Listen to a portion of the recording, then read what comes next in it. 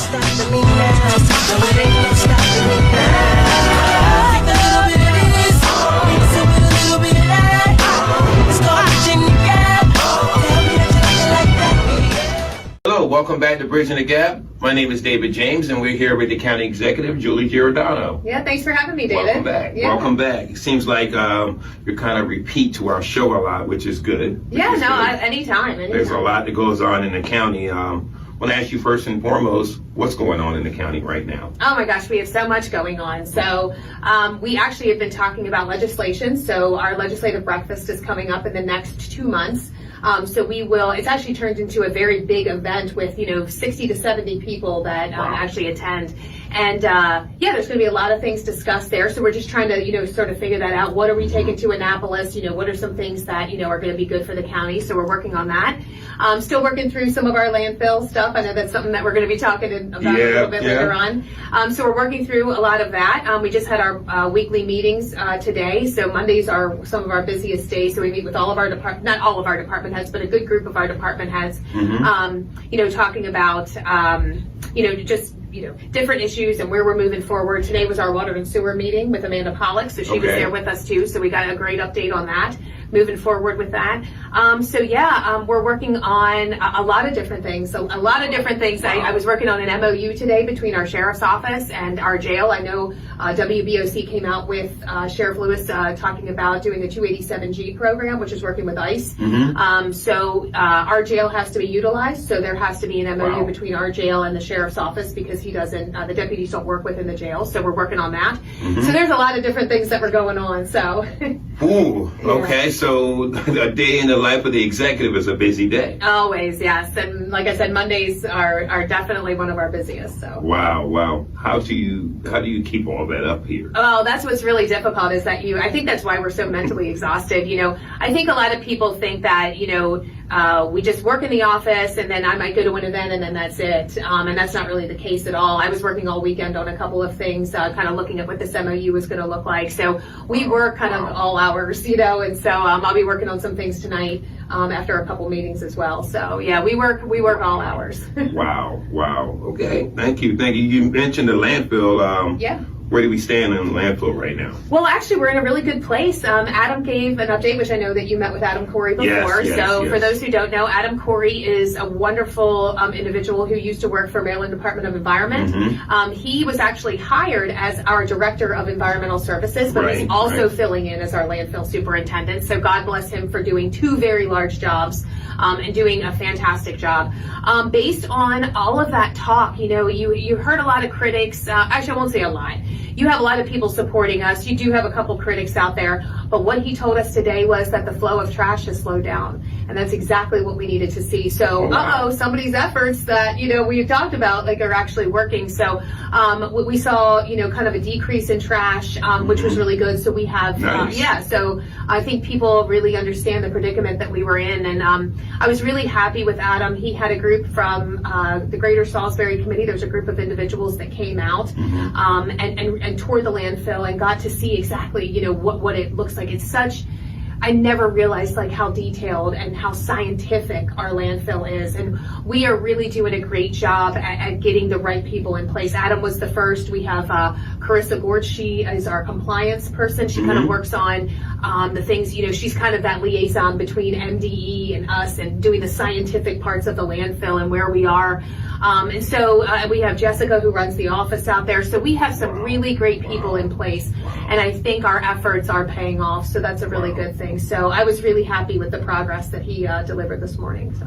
And I noticed that you actually gave a monumental award to Mr. Corbin out there. He's been out there for 50 years. Wow. 50 years he has worked here, and what an amazing gentleman. I did not know he was related to Lori Carter, who is our grants administrator. So, did not know that. Yeah, they're related. So she was out there. It was so nice. She gave the blessing, and his family was out there, and his church group, family was out there, and just the guys could take a break and come on in and celebrate. And it was really amazing for somebody that's worked here 50 years. I'm not even 50 years old, and he's worked here longer. So. Well, he's actually a personal friend of my dad who has actually worked at Purdue for 50 years. So that's how I know about the landfill, because Dad's out there a lot. Oh, okay. But, I'm pretty sure he could tell you about some of those past plans before you got in there that kind of put us where we're at at right now. Wow. Well, thank you for what you're doing there. It's unique. One of your critics, I actually saw him in a store. They made a comment to me that I think was a good question to ask. What would be the one thing that you would have to accomplish before the end of your term in order to make sure that you're reelected? Gosh, that is a good question. I think there's so many things that, some of the projects that we talked about tackling, a lot of those campaign promises were so large. How do you say I'm going to fix the water and sewer issue, but we have made such great strides. And one of the things that I would really like to show for that is showing all of the work that we've put forward and starting to get funding for those projects. So we should be hearing in the next couple months where we are on that in receiving funding and moving forward with the septic elimination projects for Salisbury, and then also where we are with the East Side project, and then of course our West Side project. So I think being able to show a tangible item, there's a lot of stuff that's happening behind the scenes and it's hard to see, like, are they making progress? But being able to see, yes, we are, and look at this funding that we got, and these are the things that we are doing. So I think that would be a big one, to kind of show progress with that. It's never going to be finished, but that would probably be one big Some progress, thing. Though. Yeah, no, to show that, that we are moving forward and that we did receive funding and that we did the things that we said we were going to do. One of the biggest things also was, a big support for public safety. And I think, Sheriff Lewis has mentioned this numerous times, my administration supports him and his office and our deputies 100%. Right now, we get to show a brand new sheriff's office and we get to show a full staff. I mean, it's very rare in the state of Maryland right now that we have no openings. And I think there's probably just a few from people that have just retired. But we have people in the academy ready to go. So to sit there and say that we are fully staffed is really great. So I think to show that support of public safety. And the last thing, I talked about was education, education and supporting education. And in this last budget, and in this last budget, we were able to fully fund their ask. And I know it's not just about throwing money, at an issue, but showing that we do support education and that education is important in this community, I think was really important. So I think, we have really stayed on the path of the campaign promises that we've made. I don't think if anybody was to look back at any of the forums that I did or the interviews that I did while I was running, I don't think that there's anything that we haven't really tackled and accomplished. We wanted to make government more efficient. We wanted to put the right people in place. And I feel like hires like Tracy Taylor and hires like Adam Corey and hires like Donna O'Hara and Chris Tyler out at our corrections, these are all, people that great people, they're great people. They're wonderful people, and they have, they're very passionate about what they do. So, if I had to pick one thing, summarizing all of it, if I had to pick really one thing, I would probably say the progress that we've made on water and sewer. And I'm hoping that once we get those awards, which should happen in the next couple of months, that people will see that we are moving forward with that. So nice. Now, my response to him was, rather not the landfill will be where it needs to be. I know that when I spoke to Adam, he was saying it should be like within the next year or so we stay on. So I'm thinking as you progress. You mean the cell? Yeah, the cell being developed. Yeah, I mean, that was always, the plan. I never, it's very interesting. You never know what people are going to grasp onto to be critics of.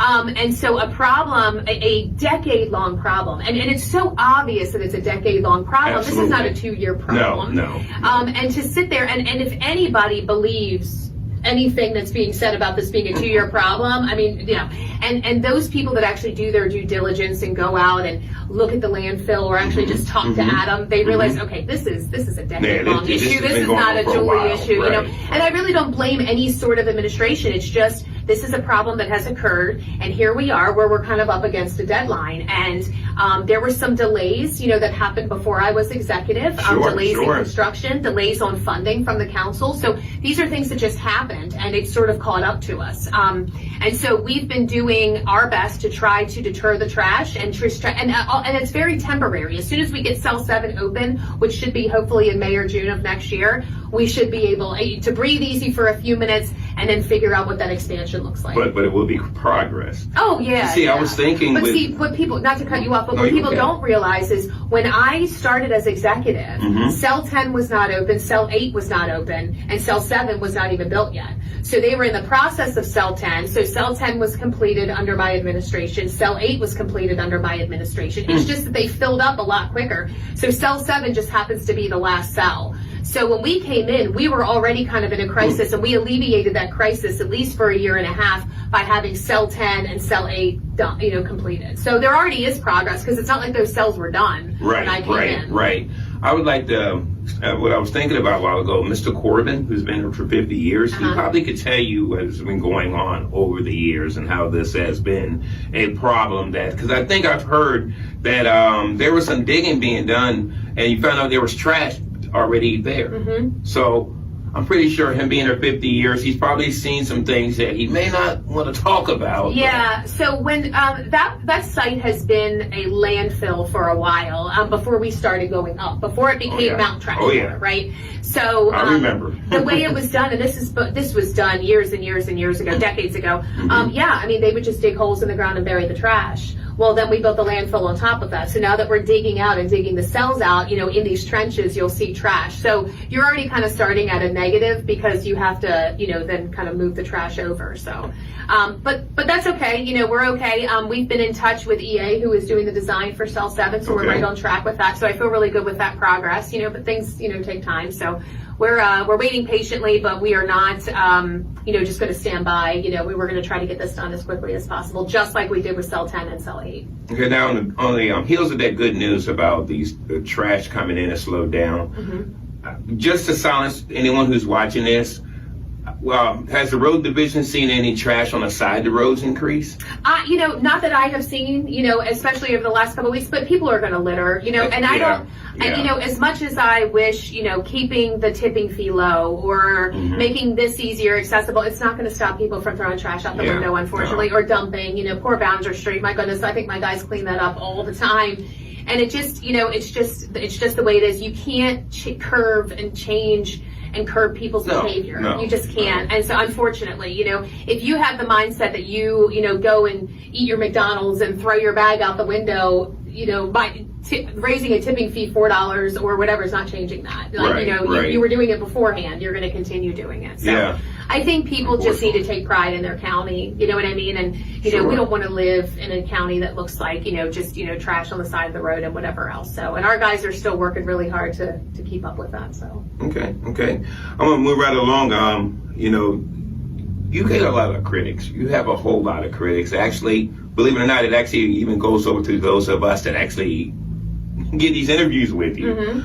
Fake emails. I mean, you get people, I've gotten stalking emails and stuff. How do you deal with all these people in the middle of the night that just be writing craziness about you? Yeah, I think I actually want to make one correction on that. I don't think I have a lot of critics. I think I have a few that are just really loud. You know what I mean? And so, and they with multiple email addresses. Yeah. They're not really the masses, and one in particular, and I know who you're talking about. It's a really sad situation. For somebody that worked really hard to help you get elected and was a supporter of yours, to just turn the way that it happened, and it is a shame. And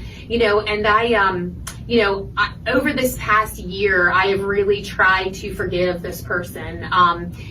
There was an opportunity for him to get a job in Annapolis, and that senator that he worked for called me and asked me, hey, what do you think? And I said, he will be perfect for what you want. And so then, there was some, charges that were against him, and then there was an expungement ask and all of these things, and I adhered to all of them. Sure, do this. And then just to be greeted, the next day with an ethics complaint for something about me being in DC when we're going up there I was up there for 3 different reasons, but all, 2 of them actually dealt with our congressman and a solar issue that we're having here. But be that as it may, it's just sad. But, when it comes to that kind of stuff, I ignore a lot of it. You probably, you've reached out, people have reached out, hey, did you see this? Did you see that? And most of the time my answer is no, because if you get wrapped up in all the negativity, that's what'll drag you down. So I just, I ignore it. And if they think that they're ever going to break me, not even close. So, it's fine. it's just it's sad. It really is sad, and I almost, in a way, feel bad because, and this is how I feel. If they're out and they're talking, and I see different, I've been told about different blogs and different, Facebook posts and pages and things like that. If they're talking about me, then that means that they're leaving everybody else alone. And that's okay. That's one way to think about it. I mean, and they could be critics. I'm not going to please everybody, but I think my biggest thing is I wish that they would just be truthful.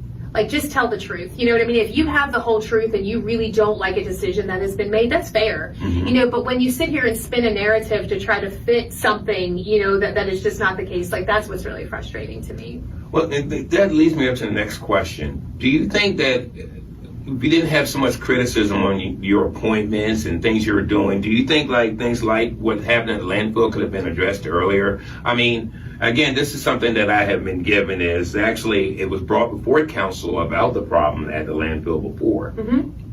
And I guess it was tabled.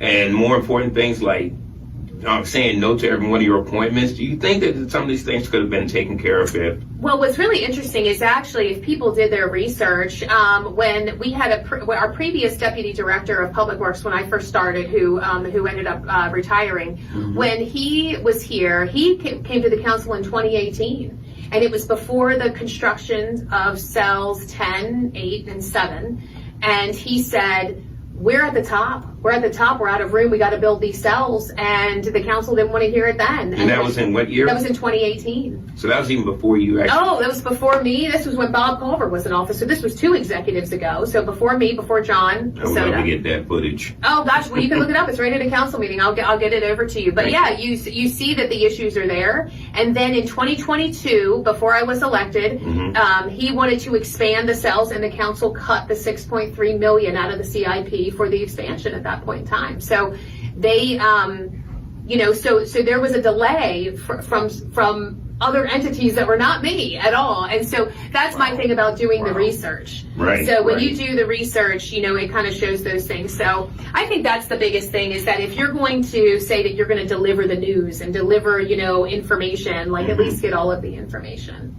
And not one of those critics has ever asked to interview me, has ever sat down to talk to me. That was a question I had. I mean, maybe, I don't know, maybe in the future we can try to set up maybe this being bridging the gap, an opportunity for that to happen in a setting that would be fair for both sides. I always wondered that part. Now, I want to turn it over to you're actually going towards county executive right now again. And I've noticed, I looked on the Board of Election and your name's the only one there. Now, I don't know if you've heard, but I've heard at least of another person that's running. Am I correct? Yeah. So I've heard. I will tell you, it's not illegal or whatever for people to claim that they're running for an office and not file yet for the Board of Elections. I had a very difficult time asking people support me financially. People work hard for their dollars. Right. Absolutely. And if I'm asking you for money to support me as county executive, the least I can do is show you that I'm serious about running. And so I was not willing to ask anybody to have a fundraiser, to do anything without me being filed. And so that's just a personal, personal choice. But I think, people are different. If they feel comfortable, collecting money from people or taking money from people and have their name literally not on the Board of Elections website, I think that sort of speaks volumes. But that's me personally. And I think that county executive is too important of a position to have people say, well, I may run, and so let's just see where I'm at, and I'm going to collect people's money, but I'm not going to put, my money where my mouth is. You know what I mean? You need to show that you're going to do it. So I have not seen anybody file yet, no. No, exactly. But I've done a little research and Google searches, and I've noticed that there's been money being raised since maybe even earlier than April, but I've seen as far as back as April.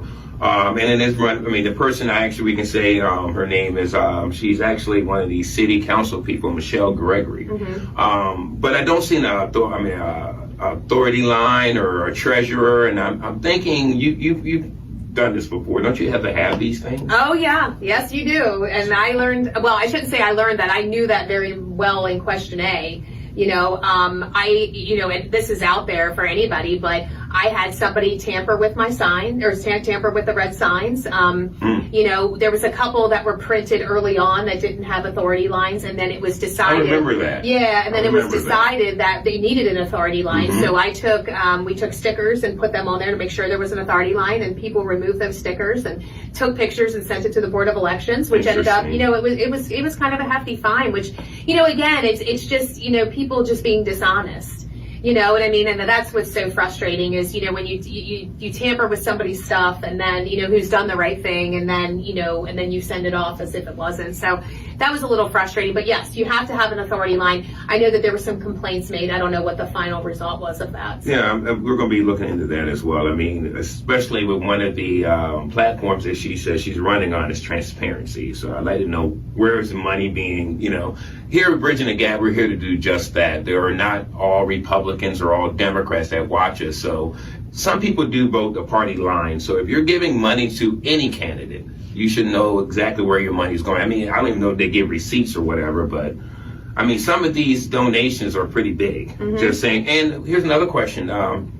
Do you do your fundraising in county or out of county? I do most of mine in the county. The only time I've decided that I was going to do a fundraiser out of the county is during Mako. But that is, you know, there's a ton of government officials there. There's, you know, people, you know, from our county, people from all over the state. And so it does give an opportunity for those other Republicans who want to support one another to potentially donate. And Mako brings a lot of people. So you do get some businesses that are like, hey, I would love to sponsor that event. So I'm having a fundraiser. It's actually free admission. So I'm not charging anybody to come in, but it is all based on sponsorship. And so it's at Spain Wine Bar. It's in a beautiful location at the top of the Cambria Hotel on August 13th from 6 to 9. And, you know, I'd love to have you guys there if you want to come and just, you know, I mean, it's free. And so, you know, but that's about the only time that I would really fundraise outside the county, because you want, you know, you're running the county here. You know what I mean? You want to have people here. So, and I know that there are people that do some in Annapolis, and, you know, for some reason they may do some, you know, at another location. Maybe they got a free space or something like that. But I think most of the time you want to try to keep your fundraising in county. My last fundraiser was in the county. So. And most of your sponsors are here, right here on the shore. Yeah, there's a couple of people, I will be honest with you, that really believe in what I'm doing, and so they may live, you know, outside, but they work with, you know, they're a vendor, or they work within, you know, they've worked with Wicomico County in other ways, or they see like, hey, you're doing a great job, so I want to, you know, contribute to you. I also had delegates and senators on the other side of the bridge that say, hey, we really want to support you. So those would be the donations that are outside, but for the most part, the majority of the donations come from here. By the way, you also mentioned something earlier about you went on a DC trip, and actually I saw some pictures there. And the unique thing is the next day I saw the presidential plane go across Wicomico. Yeah. That didn't have any connection, did it? I wish I could say it did. It did not. So the way that worked was kind of crazy. So I am really active in my women's Republican group, and I'm actually part of, this is a different hat that I wear other than county executive. I'm a part of the Celebrate America. That's my, the head of the, what is it called? Like the department that I'm in or whatever, the subcommittee that I'm, the committee that I'm a part of.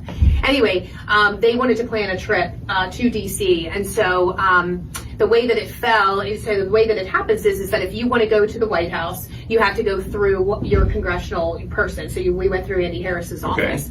So I reached out back in, February or March, and told them we want to go during the summer. We have a lot of teachers that are in this group. And so they give you the date. So I didn't get to select the date. So it just so happened to be on Tuesday, you know, July 15th. And, you know, that was the date. And so we just happened to be going to DC for other things, you know, that week. So that was Tuesday. That was on my personal time. So went, you know, with the Women's Federation and, you know, walked through the White House, and actually ended up back in the county for the council meeting for the landfill conversation by 1:30. So I was in DC in the morning, council meeting in the afternoon. I haven't seen that written down anywhere. Oh, of course not. Of course not. People don't know that. But you can check the cameras, see what time what time I actually showed back up to work.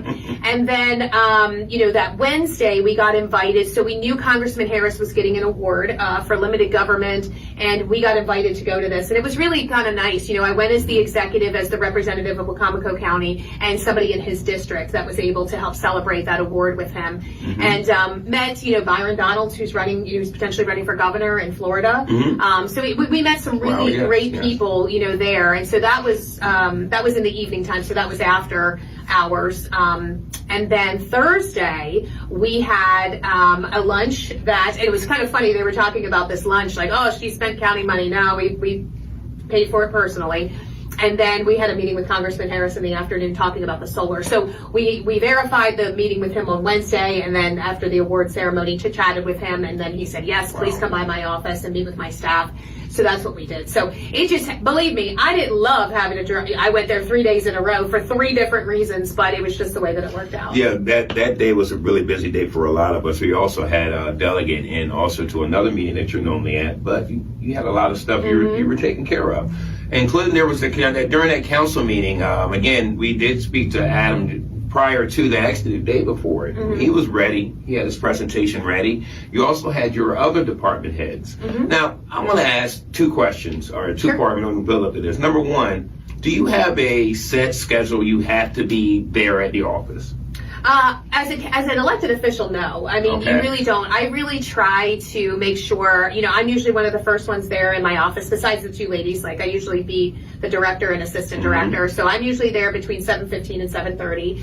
And then I'm usually there depending on till probably about 3:30, 4 o'clock. I usually head home, make sure I take care of my child and my dog, and then from there, if there is a meeting that I need to go to in the evening time, or if there is an interview that I need to do, or if there is, something, and then I'm usually working at home. So, if I'm not out and about, then I'm usually on my computer working at home. So I think a lot of people, you don't see that behind the scenes, so we're putting in the time in the morning, and I really try to be there. I expect my staff to be there, I try to be there. They also know that later in the afternoon is not the best time to reach me, because I'm usually about, like I said, 7:30 to about 3:30, 4 o'clock. And then I go home, check on some things at home. I still am a mom, I'm a dog mom and a boy mom, so I got to take care of them. But also, after that, I'm still, kind of working and checking emails all the time. And then I kind of get ready for any afternoon or evening events that I have, whether it's a ribbon cutting or an event here or, a meeting that we go to.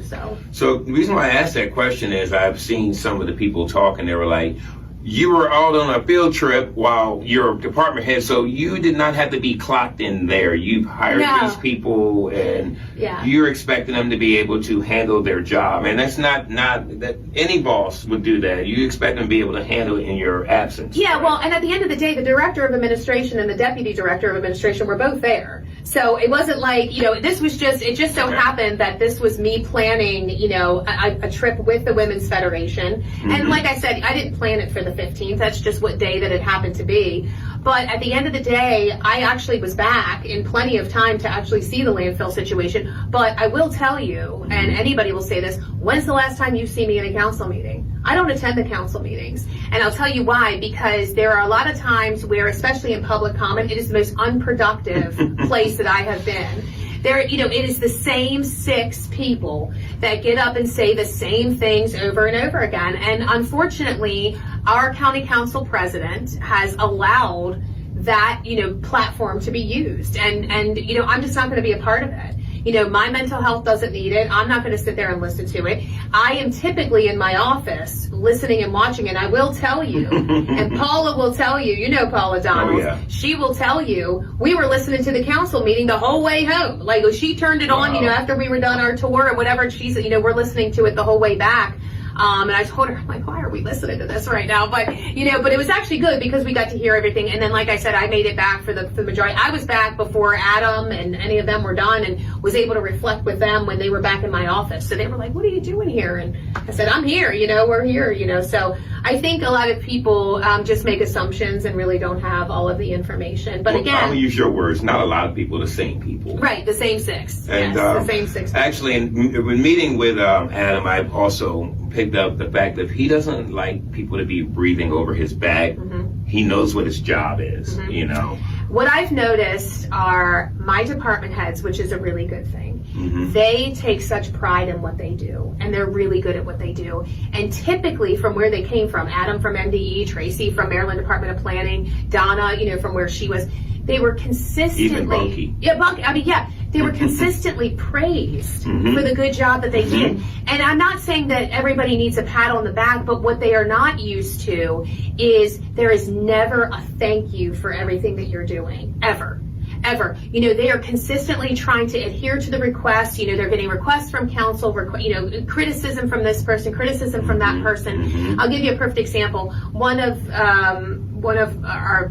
the people came out to the landfill, and I was actually impressed because he came and tried to do his due diligence. And then the clip that they had of the landfill was great. They did a great job with it. And then went right back and then said nasty things like on their show. So it's just like, it's those things that get so frustrating. My people are trying so hard. And again, they're not trying to, they don't want a, oh, you're amazing and whatever. But what they do expect is, thank you. Thank you for getting us that information. Thank you for working so hard. Thank you, for doing the things that you're doing. And I told them, I said, I don't want you ever to think that your job is a thankless job, but you are not going to get thanks and praise from the other side. You're just not. You're not going to get that, and you've got to stop trying to set yourself up, because you're going to set yourself up for failure. I will consistently tell you what a great job you do, because I know what a great job they do.